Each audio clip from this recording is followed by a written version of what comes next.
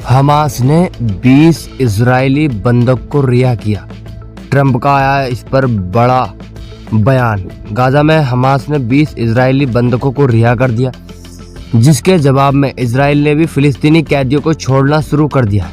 America राष्ट्रपति Donald Trump ने Israel का दौरा किया, गाजा युद्ध के खत्म होने की घोषणा की और क्षेत्र में शांति की स्थापित करने का आग्रह किया। उन्होंने हमास से हथियार छोड़ने और सत्ता से हटने का आह्वान किया है। आइए जानते हैं पूरी कहानी। गाजा में हमास ने सोमवार को तय कार्यक्रम के मुताबिक 20 इजरायली बंधकों को रिहा कर दिया। रिहा हुए ये लोग इजराइल पहुंच गए। बदले में इजराइल ने भी फिलिस्तीनी कैदियों की रिहाई शुरू कर दी और इजराइल को करीब 2000 कैदी रिहा करने हैं। इजराइल पहुंचे अमेरिकी राष्ट्रपति डोनाल्ड ट्रंप ने गाजा युद्ध के खत्म होने का ऐलान किया और इजराइल से अनुरोध किया है कि वह अपनी सैन्य सफलता को क्षेत्र में शांति लाने में इस्तेमाल करें। और गाजा में बंधकों को रिहा होते ही तेल अवीव के होस्टेज स्क्वायर पर जश्न शुरू हो गया।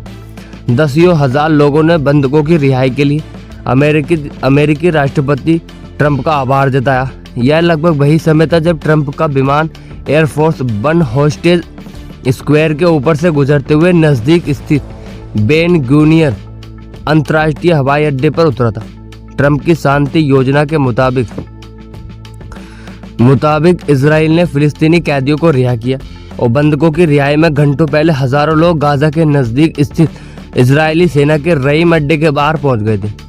रिहा हुए लोगों को गाजा से यहीं पर लाया गया, वहीं पर उनका स्वास्थ्य परीक्षण हुआ, उनकी जांच हुई। रिहा हुए लोगों में से 2 ने बैंड से हाथ निकालकर सैन्य अड्डे के बाहर खड़े लोगों को अभिवादन भी किया। हमास ने 28 बंधकों को सब भी अभी नहीं लौटाए। इनमें से 2 बंधकों के सब युद्ध के दौरान नष्ट हो जाने का अंदेशा भी है। हमास ने 7 अक्टूबर 2023 को इजरायली शहरों पर हमले करीब 1200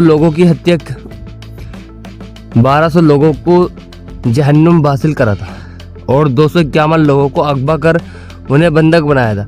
और इजराइल ने इसके जवाब में उसी दिन गाजा पट्टी पर हमला कर दिया था, जिसमें 10 अक्टूबर को युद्ध विराम होने तक 67,000 से ज्यादा फिलिस्तीनी मारे गए थे। युद्ध शुरू होने से पहले 23 लाख की आबादी वाली गाजा पट्टी में 80% भवन घर नष्ट कर दिए और उनमें से रहने वाली करीब 90% आबादी बेघर हो गई। अब इन्हें फिर से बसाना बड़ी चुनौती है। शुक्रवार को गाजा में युद्ध विराम लागू होने के बाद सोमवार को हमास ने 20 जीवित इजरायली नागरिकों को रिहा किया। अब कोई भी जीवित बंधक हमास के पास नहीं रह गया। इससे पहले हमास ने कई समझौतों के तहत जीवित बंधकों और मरने वालों की लाशों को रेड क्रॉस के जरिए इजराइल को दिया था। तेल अवीव में ट्रंप ने इजरायली प्रधानमंत्री बेंजामिन नेतन्याहू से वार्ता के बाद इजरायली संसद नेसेट को संबोधित किया। ट्रंप ने कहा कि आकाश शांत है और बंदूकें उगलना बंद कर चुकी हैं, सायरन भी नहीं बज रहे। इसलिए अब गाजा में शांति हो चुकी है और गाजा में अब खुशी का माहौल है। इसी के लिए वीडियो को लाइक करें।